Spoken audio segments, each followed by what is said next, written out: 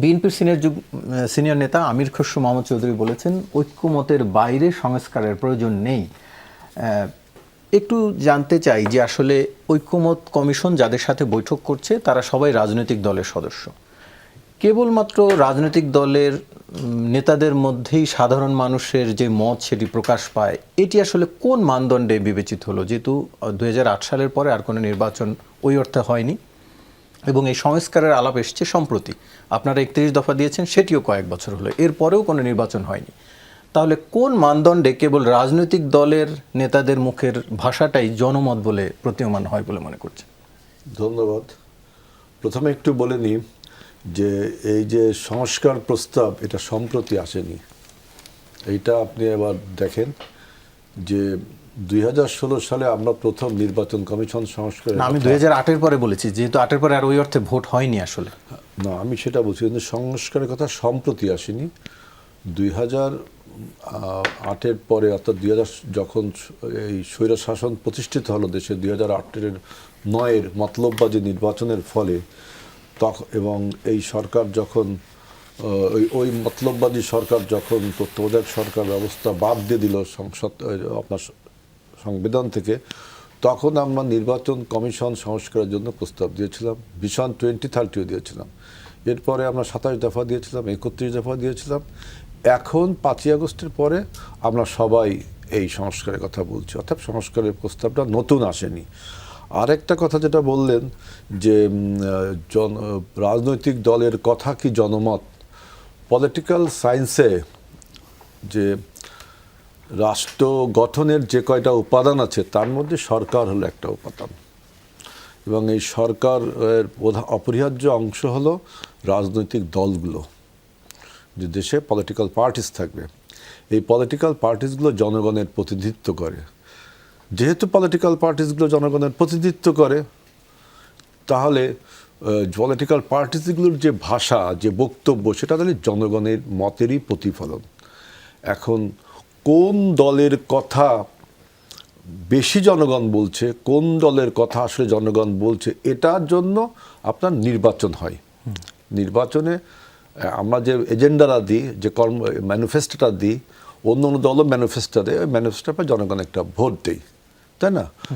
অর্থাৎ যে এক কথায় বলা যায় যে পলিটিক্যাল পার্টিসগুলো যে বক্তব্যগুলো দেয়, জনগণের প্রতিনিধিত্ব তারা করে, অতএব এটা জনমতেরই ভাষা। আর একটা বললেন যে ঐক্যমত। দেখেন, পৃথিবীতে এমন কোনো বিষয় নেই যে বিষয়টা সমস্ত মানুষ ঐক্যবদ্ধ হবে। শুধুমাত্র ইউনিভার্সাল ট্রুথ যেটা, সেটা অন্য জিনিস, যে পৃথিবী সূর্যের চারিদিকে ঘোরে, এটা ইউনিভার্সাল ট্রুথ। এর ব্যাপারে কেউ যদি কথা বলে তাহলে তাকে অন্যরকম বলা হবে, যে আপনি বিজ্ঞানের বাইরে কথা বলছেন। কিন্তু আর যে সমস্ত বিষয় হাইপোথেটিক্যাল, যে সেই সব বিষয়ে কেউ কখনো ঐক্যমত হয় না। যেমন দেখেন, আমরা যে ঐক্যমত কমিশনের আমাদের কাছে যে স্প্রেডশিট দিয়েছে, সব বিষয়ে আমরা ঐক্যমত তো হওয়া সম্ভব না, কারণ আমাদের পলিটিক্যাল একটা ইডিওলজি আছে, আমাদের পলিটিক্যাল একটা কর্মসূচি আছে, তাই না?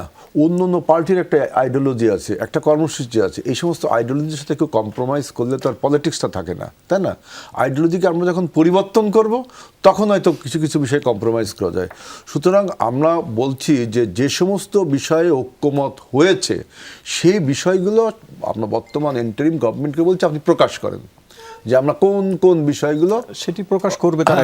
ওইটা আমরা সেটাই বলছি, আমি কোনো বাজে অর্থে বলছি না যে প্রকাশ করবে না, যে কোন কোন বিষয়গুলো প্রকাশ করেন এবং সেই সব বিষয় কিভাবে সমাধান করবেন বিফোর ডিসেম্বর, আর আপনি যেটা বলছেন যে আফটার ডিসেম্বর টু জুন, যাই করবেন সেটা আপনি বলেন।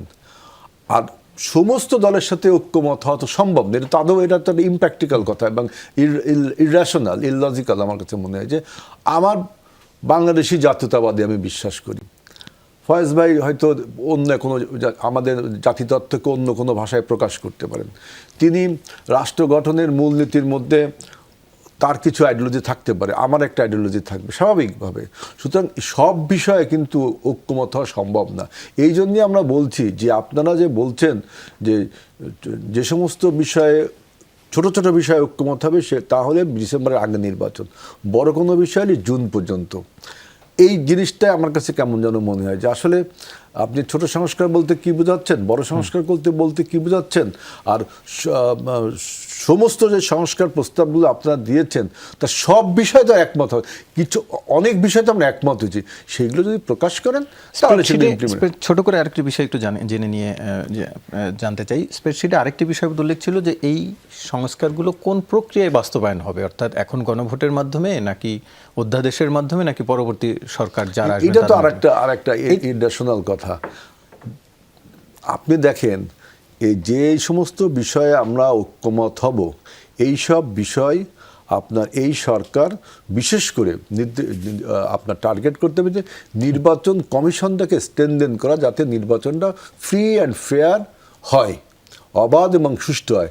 আজকেও রাজারবাগ পুলিশ লাইনে ডক্টর ইউনূস কিন্তু বলেছেন যে পুলিশ প্রশাসনকে, যেহেতু নির্বাচনে তারা একটা ভাইটাল রোল প্লে করে, তাদেরকে অ্যাক্টিভলি কাজ করতে হবে।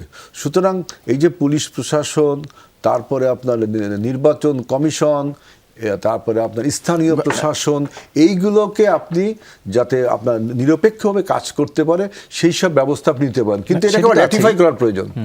আপনি মুখে বললেন গণভোটের পক্ষে, বিশেষ করে এনসিপি বিভিন্ন সময় গণভোটের পক্ষে মত দিয়েছে এর আগে রাজনৈতিক বিভিন্ন বক্তব্যে। আপনাদের গণভোট মানে কিসের উপরে গণভোট? গণপরিষদ গঠনের জন্য। এইটা একটা ভালো প্রশ্ন। গণপরিষদের উদ্দেশ্য কি? গণপরিষদের উদ্দেশ্য নতুন সংবিধান গঠন করা, তাই না? এবং যখন নতুন কোনো দেশ স্বাধীন হয় তখন আমরা একটা নতুন সংবিধান তৈরি হয়, সেই সংবিধান তৈরি করে গণপরিষদ। গণপরিষদ শুধুমাত্র রাজনৈতিক দলের নেতৃবৃন্দ যে আপনার সংবিধান রচনা করবে এ কথা ঠিক না।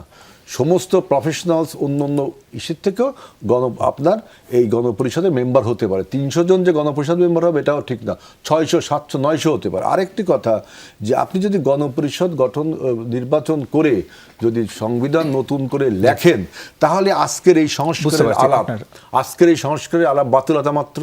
কারণ আজকে আমরা যতই আলোচনা করি, যা কিছু করি, এগুলো তো ব্যর্থ হবে যদি গণপরিষদ হয়ে বাতুলতা কেন বলছেন? যদি এই ঐক্যমতের বিষয়গুলো গণপরিষদের মাধ্যমে, গণপরিষদ যে লোক নির্বাচিত হবে সে মনে করবে আমি যদি গণপরিষদ নির্বাচিত হয়, আমার তো একটা ভিউজ আছে, আমি মনে করি যে এই যে সমস্ত কথাবার্তা বলছে এগুলো আমার কাছে ভালো, আমি মনে করি ওই বিশ্বাসটা আমরা ওই সংসদে যখন পরবর্তী সরকারের উপরে বিশ্বাস রেখে সরকার ছেড়ে যেতে পারে, তাহলে গণপরিষদের উপর কেন বাকিরা বিশ্বাস রাখতে পারবে না? গণপরিষদ আপনি যদি নির্বাচনী করবেন, গণপরিষদের উদ্দেশ্য কি? নতুন সংবিধান তৈরি করা। নতুন সংবিধান যখন তৈরি হবে তখন আলোচনা হবে।